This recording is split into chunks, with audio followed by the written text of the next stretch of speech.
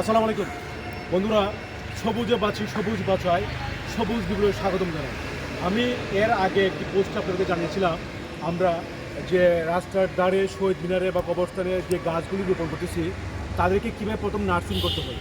Nursing করার পরে আমরা যখন গাছগুলি সাইজের আপনার অর্থাৎ বড় সাইজের হয় তখন আমরা এটাকে স্থানান্তর করি। অর্থাৎ আমরা ছোটো থাকতে গাছগুলি লাগালে দেখা গেছে আপনার অনেক সময় আপনার গরু ছাগল বা মানুষ এগুলিকে নষ্ট করে ফেলে।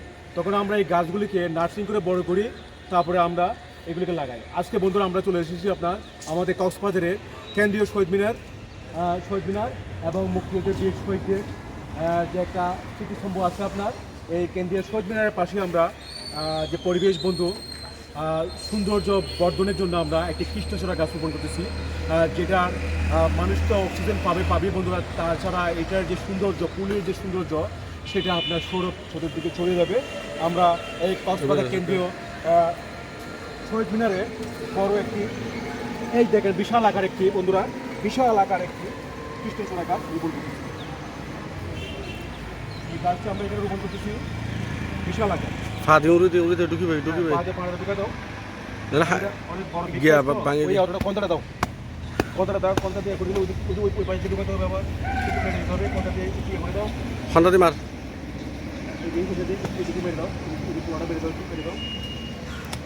তাহলে আমরা বন্ধুরা ওই যে যেটা বলি যে আমরা যে বৃক্ষগুলি লাগাচ্ছি এইগুলি আমরা এই বড় করে আপনার যদি আমরা লাগাই তাহলে এই গাছগুলি আপনার নষ্ট হয় না বন্ধুরা, ওইটা সবগুলি টিকে যায়। আর একটু ভিতরে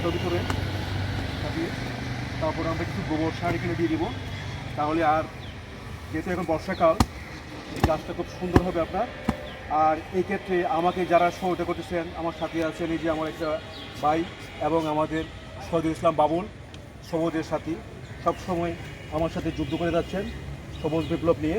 আমি ধন্যবাদ জানাই তাদেরকে অনেক কষ্ট করে আমাকে সময় দেওয়ার জন্য। এই গোবরগুলি ভিতরে ভিতরে একটু আরেকটু ভিতরে ঢোকা দরকার ছিল।